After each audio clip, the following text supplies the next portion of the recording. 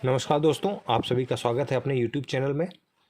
Class 10th exercise 8.4 start करेंगे हम। Exercise 8.4 के लिए जो बेसिक आइडेंटिटीज़ हैं जिनका यूज़ होना है यहाँ पर, उसको मैंने यहाँ पर लिख दिया है डिटेल में कि जो पहली आइडेंटिटी है sine square A plus cos square A is equals to 1 plus cot square A is equals to cosec square A और 1 plus tan square A is equals to sec square A. इन पर मैं पूरा एक video पहले ही बना चुका हूँ। बेसिक में आपको बता चुका हूँ कि इन आइडेंटिटीज़ जो गिवन है हमको, जो 3 आइडेंटिटीज़ हैं, 3 से हम 9 बना सकते हैं। कैसे बना सकते हैं कि यहीं से इनका यूज़ करके हम अदर वैल्यूज़ फाइंड करके टोटल 9 वैल्यूज़ फाइंड कर सकते हैं। तो वो आपको मेरे इंट्रोडक्शन वाले जो वीडियो है उस पर आपको मिल जाएगी। मैं लिंक आपको डिस्क्रिप्शन में प्रोवाइड कर दूंगा, वहाँ पर देख करके आप समझ सकते हैं पूरा। अब स्टार्ट करते हैं हम 8.4। उसमें जो पहला क्वेश्चन है हमारे पास, उसमें उसने ये बोला है कि आपको 3 टर्म्स गिवन है। 3 टर्म्स कौन कौन सी गिवन है? साइन ए, सेक ए और टेन ए। इन तीनों टर्म्स को आपको किस में रिप्रेजेंट करना है? कॉट ए में रिप्रेजेंट करना है। मतलब आपको इस तरीके से वैल्यूज़ बनानी है कि ये तीनों वैल्यूज़ कन्वर्ट होकर के, मतलब आपको जो फाइनल आंसर आए वो आंसर किस फॉर्म में आ जाए? कॉट के फॉर्म में आ जाए। किस तरीके से, चलिए देखते हैं, स्टार्ट करते हैं हम। सबसे पहली बात करें तो साइन ए। साइन ए हमारे पास है। इस साइन ए को मुझे आइडेंटिटीज़ का यूज़ करना है, जो आइडेंटिटीज़ आपको यहाँ पर गिवन है, या फिर पहले जो रिलेशंस थे हमारे, उन रिलेशंस का यूज़ करके हमें क्या करना है? इसे कॉट में कन्वर्ट करना है। तो कॉट में कन्वर्ट करने के लिए जो मेनली यहाँ पे चीज़ हुई है वो देखते हैं। मैं आपको बताता हूँ कि साइन ए को मैं 1/cos ए लिख सकता हूँ। ये रिलेशन होता है हमारे पास। तो मैंने साइन ए को 1/cos ए लिख लिया है। ये क्यों लिखा है अभी आपको क्लियर हो जाएगा। चलिए ठीक है, यदि मैं 1 को एज इट इज़ लिखूं और यहाँ पर इसको अंडर रूट और स्क्वायर दोनों के फॉर्म में लिख देता हूँ। देखिए, रूट से अंडरस्कोर, जो अंडर रूट है उससे स्क्वायर कैंसिल हो जाएगा, तो मेरे पास एज इट इज़ यही टर्म आ जाएगी। लेकिन अब सवाल ये उठता है कि हम इतनी मेहनत क्यों कर रहे हैं? हम क्यों कर रहे हैं कि इसको हम इस फॉर्म में लिख रहे हैं? तो उसके लिए जो बेसिक रीज़न है वो अभी आपको क्लियर हो जाएगा। तो यहाँ पर ये जो टर्म है हमारी, ये हो गई है 1/√1 प्लस कॉट स्क्वायर ए। कैसे हो गई ये 1 प्लस कॉट स्क्वायर है? आप जरा ध्यान से देखिए, क्योंकि यहाँ पे आइडेंटिटी गिवन है cosec square A is equals to 1 plus cot square A. तो हम यहाँ पे रीजन दे सकते हैं कि 1 plus cot square A is equals to cosec square A. तो मतलब हमने स्टार्ट किया था साइन ए से। हमारे पास जो वैल्यू थी वो साइन ए थी। उसमें हमने हमारे आइडेंटिटी, सारे फार्मूले, सब कुछ अप्लाई किया, रिलेशन अप्लाई किया, और उसके बाद हम यहाँ पर पहुँचे कि हमारा जो आंसर आया है वो कॉट के फॉर्म में आ गया। मतलब ये हमारा क्या होगा? फाइनल आंसर होगा। थोड़ा बहुत डाउट आ रहा होगा अभी आप लोगों को। चलिए एक और क्वेश्चन समझते हैं हम। सेकंड क्वेश्चन समझते हैं, उसमें आपके लिए थोड़ी सी जल्दी हो जाएगी। तो आप ये समझ जाएंगे कि हाँ, इस तरीके से हम इन क्वेश्चंस को सॉल्व कर सकते हैं। ओके, सेकंड जो वैल्यू है हमारे पास वो है सेक ए। सेक ए को मुझे सारे रिलेशंस अप्लाई करना है, सभी चीज़ें, ऑपरेशन अप्लाई करना है, देखना है कि मैं क्या कर सकता हूँ कि जिससे कि ये जो मेरा फाइनल आंसर आया है वो कॉट के फॉर्म में आ जाए। चलिए स्टार्ट करते हैं। तो क्या सेक को मैं इस टाइप से लिख सकता हूँ? 1/cos ए मैंने लिख लिया। ये रिलेशन होता है, आप लोगों को मालूम होगा। फिर मैंने क्या किया?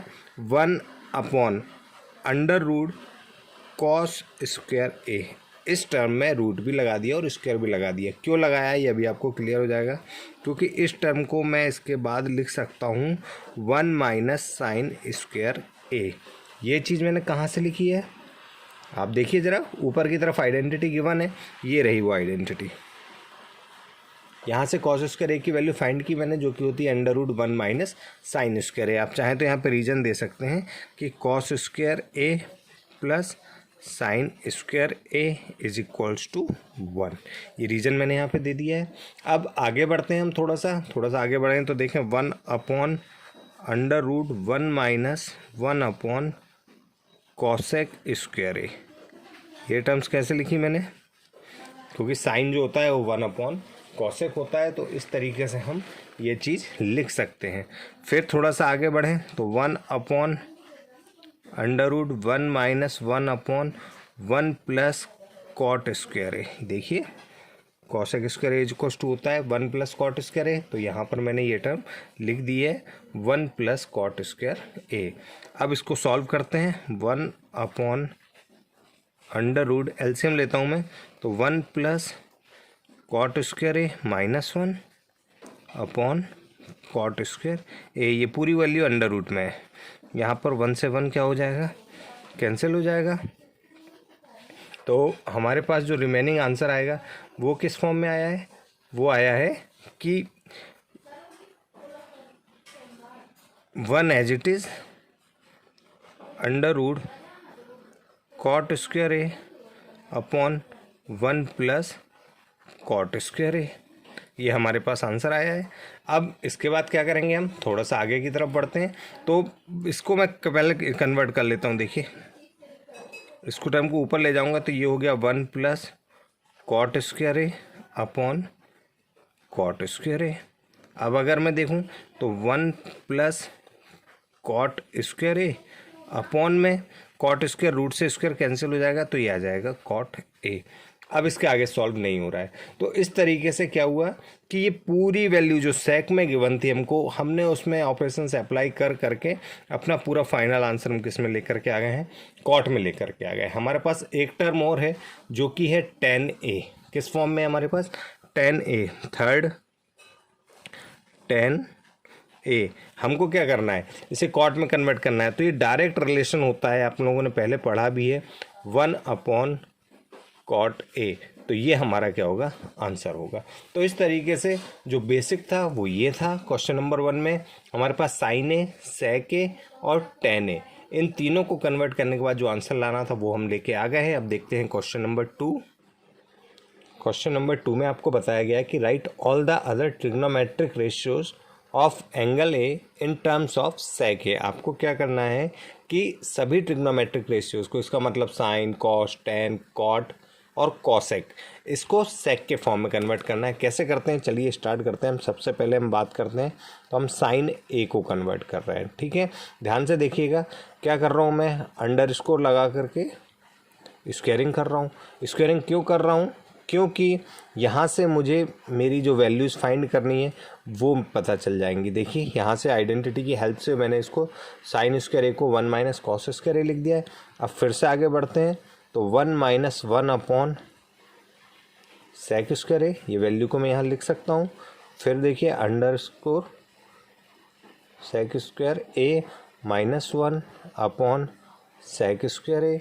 यहाँ पर मैंने क्या किया है, एलसीएम लिया है, तब मुझे ये वैल्यू फाइंड हुई है। तो सेक स्क्वायर ए माइनस 1, ये टर्म तो एज इट इज़ रहेगी रूट में ही, सेक स्क्वायर ए माइनस 1, और ये डाली टर्म जो है स्क्वायर रूट से बाहर आ जाएगा तो यहाँ पर मिल जाएगा सेक ए। तो ये हमारा फाइनल आंसर होगा। मतलब कि साइन ए को मैंने पूरी तरीके से कन्वर्ट करके किस फॉर्म में बना लिया है, सेक में बना लिया। देखिए, आपको दिख रहा होगा साइन ए क्वेश्चन में था और आंसर जो आया वो पूरा सेक के फॉर्म में आया है। चलिए सेकंड को स्टार्ट करते हैं हम। कॉस ए, तो कॉस ए डायरेक्ट रिलेशन होता है सेक में, तो cos A is equals to sec A. ये हमारा क्या होगा, सेकंड वाला ऑप्शन होगा। थर्ड जिसकी हम बात करते हैं, तो थर्ड जो है वो क्या होता है, tan ए। तो tan ए को कन्वर्ट करता हूँ मैं।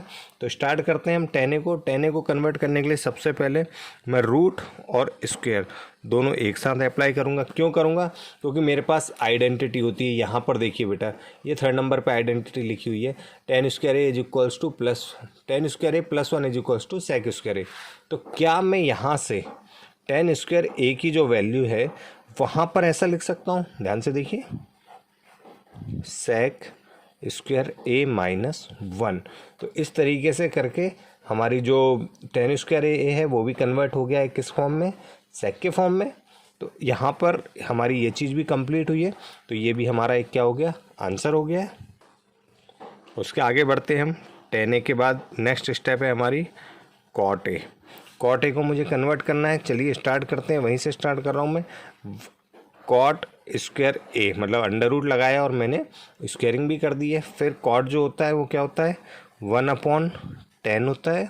1/10²A मैंने लिख दिया। मैंने क्यों लिखा है ऐसा, क्योंकि मुझे मालूम है कि इस 10²A की जगह मैं आइडेंटिटी अप्लाई कर दूंगा जो कि होगी sec² A माइनस 1। तो ये आइडेंटिटी अप्लाई करने के बाद देखिए कॉट भी है, सेक में कन्वर्ट हो चुका है। अब रूट से थोड़ा सा बाहर निकाल लेते हैं, तो under root sec² A minus 1 जो है हमारा आंसर होगा। तो ये टर्म भी यहाँ पर क्या हो गई है, क्लियर हो गई है। फिर लास्ट जो टर्म बच रही है वो बचती है cosec A। किस फॉर्म में बच रही है हमारे पास, cosec के फॉर्म में। तो cosec को स्टार्ट कर रहा हूँ मैं, cosec A under root cosec² A।